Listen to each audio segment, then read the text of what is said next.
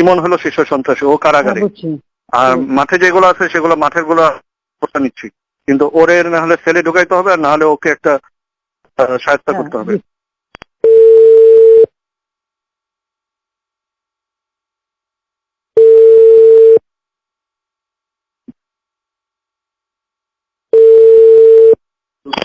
হ্যাঁ, হ্যালো। জি, সালামালাইকুম। ওই যে শীর্ষ সন্ত্রাসী ইমন, ও কারাগারে আছে। ও ওই যে বাইরে বিদেশে যোগাযোগ করে ব্যাপক সন্ত্রাসী হিটম্যান গুলো নামাইছে। এগুলো অনেকে জিগাতলা এসব এলাকায় সন্ত্রাসী একটা বড় সন্ত্রাসী বাহিনী আছে সারা ঢাকা শহরে। তো হ্যাঁ, এখন ইমন হলো শীর্ষ সন্ত্রাসী, ও কারাগারে। আর মাঠে যেগুলো আছে সেগুলো মাঠের গুলো প্রস্তা নিচ্ছি, কিন্তু ওরে না হলে সেলে ঢুকাইতে হবে, আর না হলে ওকে একটা সাহায্য করতে হবে। একদম।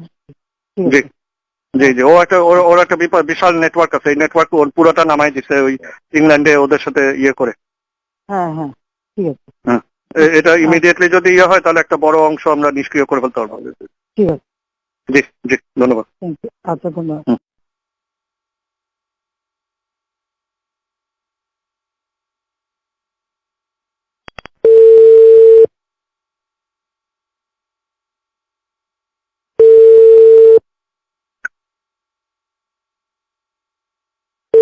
হ্যালো। জি, স্যার। হ্যাঁ, ওয়েলকাম। হ্যালো। জি বাবা। না, এই তোমার দেখতে ইচ্ছে হচ্ছে, কিন্তু আমি না বেরোতে পারবো না, কাজের মধ্যে কোথাও বেরোবো। ঠিক আছে, আমি বাসায় আছি, বাসা থেকেই সবই হচ্ছে। যোগাযোগ রাখো। আর একটা কাজ করো, যে আমাদের ছেলেপেলে যারা মারা গেছে বা যারা পোড়াইছে, ওই এলাকায় যা যা পোড়াইছে, জাহাজি প্লেয়ার এইসব ছবি দিয়ে ওটাকে একটা কি কি করছে ওটা দিয়ে একটা ইয়ে করে দিতে হবে, মানে দিতে হবে যে এটা যে জামাত শিবির তারা কি করছে এই জিনিসটা ভালো করে সাবধান হতে হবে এখন থেকে।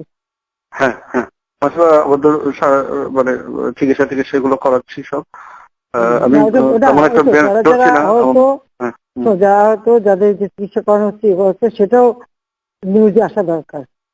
সিটি কর্পোরেশনের পক্ষ থেকে এই যারা এইভাবে আহত হয়েছে তাদের চিকিৎসা দিচ্ছি, এতজন আহত হয়েছে, এতজন হয়েছে, এগুলি করা হচ্ছে। আর এই এটা করছে আসলে জামাতা বিএনপি, জামাত বিএনপি। হ্যাঁ, ওটাই বলতে হবে যে ক্ষতিগুলি কি করছে, এটা তাদের সামনে তুলে ধরা দরকার প্রত্যেক সেক্টর ওয়াইজ।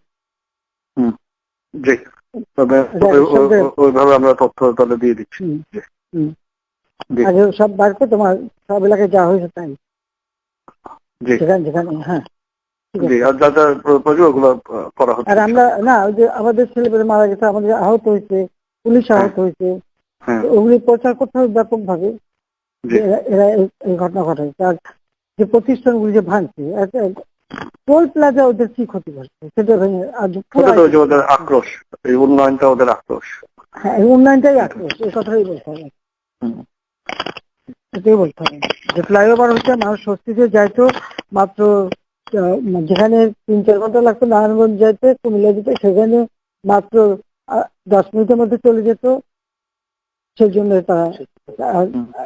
আমাদের বক্তব্য সবসময় এটা আসতে হবে যে সাধারণ মানুষের জীবনযাত্রার মান উন্নয়নের জন্য যা যা করেছে তার উপরে আঘাত করছে, সেগুলি ধ্বংস করছে, তার মানুষটা আবার কষ্ট ফেলছে এই জিনিসটা। ঠিক আছে।